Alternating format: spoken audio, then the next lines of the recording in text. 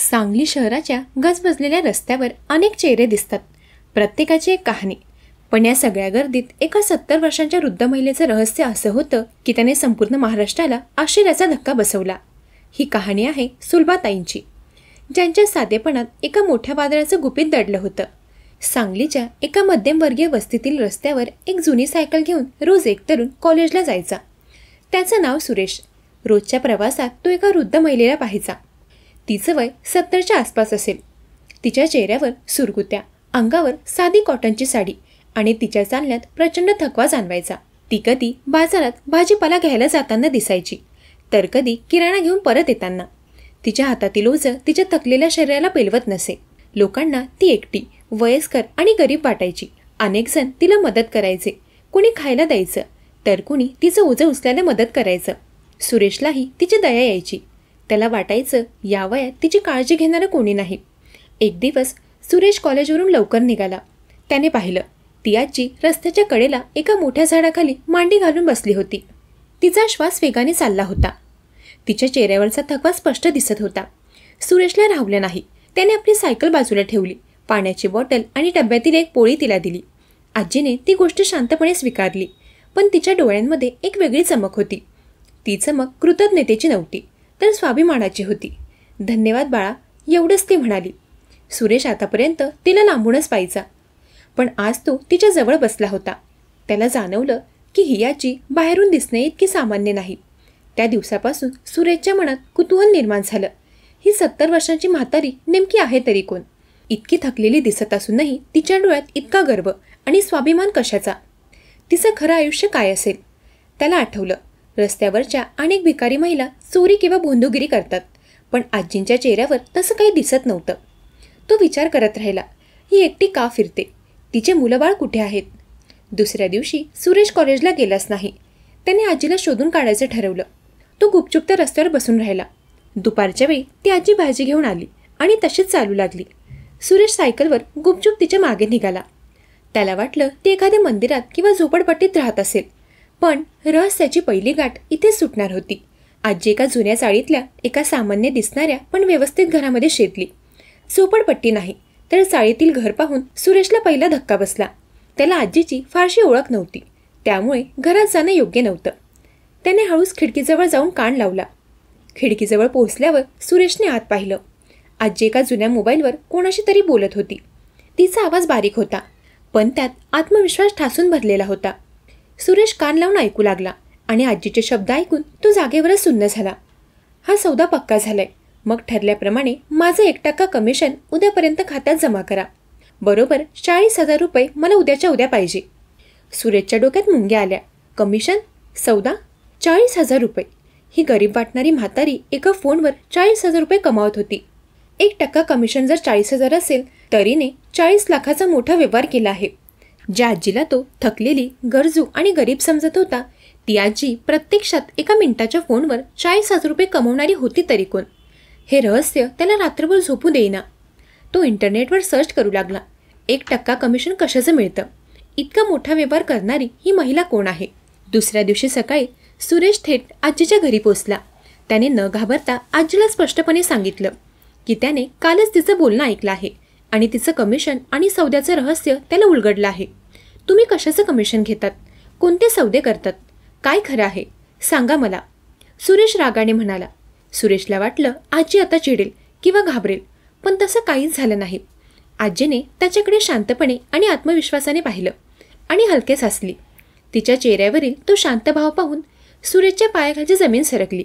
आजी अगदी शांतपणे म्हणाली, बाळा, कदाचित देवाने तुलाच माझ्या कहाणीचा साक्षीदार म्हणून पाठवलं आहे. आणि मग त्या 70 वर्षाच्या आजीने आपल्या आयुष्याचं संपूर्ण पुस्तक सुरेश समोर उघडलं. आजीने, ज्यांचं नाव सुलभाताई होतं, त्यांनी आपल्या आयुष्याची कहाणी सांगितली, जी कोणत्याही चित्रपटाच्या कथेपेक्षा कमी नव्हती. कठीण बालपण, लहानपणी वडील गेले, आईने कष्टाने वाढवलं, अर्धवट शिक्षण, 16व्या वर्षी लग्न झालं, शिक्षण अर्धवट राहिलं. लग्नानंतर काही दिवसातच नवरा सोडून गेला आणि परत आला नाही. माहेरचा आधार नाही, सासरचाही नाही. आत्मनिर्भरता. त्यांनी ठरवलं आता जगायचं ते स्वतःसाठी. त्यांनी शिवणकाम सुरू केलं. स्वतःच्या पायावर उभा राहण्याचा संघर्ष सुरू केला. सामाजिक छळ. त्या भाड्याच्या घरात राहत असताना घर मालकाने त्यांचा छळ सुरू केला. त्यांना त्रास देण्यासाठी पाणी तोडलं आणि दारात मुद्दाम मासे आणून टाकले. पण सुलभाताईंनी हार मानली नाही. जेव्हा घरमालकाने 2 धिप्पाड गुंड त्यांच्या घरी पाठवले तेव्हा सुलभाताई घाबरल्या नाहीत. त्या शांतपणे उभ्या राहिल्या आणि फक्त एकच वाक्य बोलल्या, तुम्ही फक्त माझा जीव घ्याल, याच्या व्यतिरिक्त तुम्ही काहीही करू शकत नाही. त्यांच्या आवाजातील हिंमत आणि धैर्य पाहून ते गुंड निघून गेले. सुलभाताईंनी नुसते घर वाचवले नाही, तर एकाकी स्त्री म्हणून आपल्या अस्तित्वाची लढाई जिंकली. इतकंच नाही तर सुलभाताईंनी संयुक्त महाराष्ट्राच्या लढाईतही भाग घेतला होता आणि त्यासाठी ते 4 दिवस तुरुंगातही गेल्या होत्या. सुरेशने डोळ्यात पाणी आणून विचारलं, आजी, तुम्ही इतका संघर्ष केला, मग आज हे 40,000 रुपये कशाचे मिळाले? तुम्ही कोणत्या व्यवसायात आहात? तेव्हा सुलभाताई हसून म्हणाल्या, बाळा, आयुष्यात आलेल्या संघर्षातून मला खूप काही शिकायला मिळालं. मला जमिनीच्या आणि कागदपत्रांच्या गोष्टी समजू लागल्या. मी आता रिअल इस्टेट, स्थावर मालमत्तामध्ये काम करते. मी लोकांना त्यांची जागा विकून देणे, घर खरेदी विक्रीत मदत करते. सुलभाताईंचं खरं रहस्य हे होतं की इतर एजंट 2% कमिशन घेतात, पण सुलभाताई केवळ 1% कमिशन घेतात. त्या दिवशीचा व्यवहार रुपये 40 लाख किमतीच्या मालमत्तेचा होता. 40 लाख प्रॉपर्टी व्हॅल्यू गुणीला 1% कमिशन बरोबर 40,000 कमिशन. सुलभाताईंच्या जीवनाची खरी श्रीमंती काय आहे हे सुरेशला कळून चुकलं. सुलभाताईंचा संदेश असा होता की बाळा, मी पैसा पाहिला, संघर्ष पाहिला, पण समाधान हीच खरी श्रीमंती आहे. मी अजूनही रस्त्यावर फिरते कारण मला जमिनीवर राहायला आवडतं.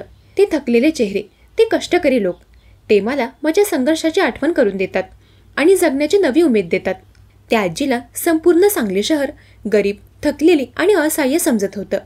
ती आजी प्रत्यक्षात असामान्य धैर्य, आत्मविश्वास आणि प्रचंड व्यावसायिक यश असलेली एक अविस्मरणीय व्यक्तिमत्व होती. सुलभाताईंनी महाराष्ट्राला हे सत्य दाखवलं की दिसतं तसं नसतं. सुलभाताईंचे बाह्यरूप हे रस्त्यावर दिसणारी थकलेली 70 वर्षांची गरजू आणि गरीब आजी. लोकांना वाटायचं की तिला मदतीची गरज आहे. प्रत्यक्षात त्या अत्यंत यशस्वी, आर्थिकदृष्ट्या सक्षम आणि तीव्र इच्छाशक्ती असलेल्या रिअल इस्टेट व्यावसायिक होत्या. त्यांनी लाखो रुपयांचे व्यवहार एका फोनवर केले. लोकांच्या वयावर, साधेपणावर किंवा बाह्य गरिबीवर आधारित त्यांचे मूल्यमापन करू नका. प्रत्येक चेहऱ्यामागे एक मोठी अनेक वर्षांची संघर्ष कथा आणि अविश्वसनीय क्षमता दडलेली असू शकते.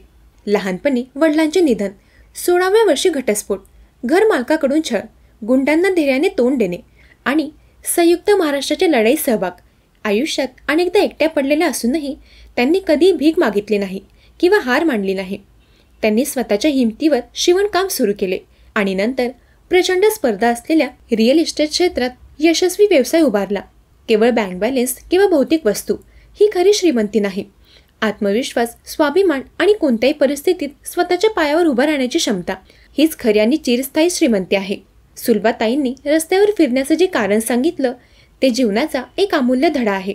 यशस्वी असूनही ते आराम न करता रस्त्यावर फिरतात कारण त्यांना जमिनीवर कष्टकरी लोकांमध्ये राहायला आवडते.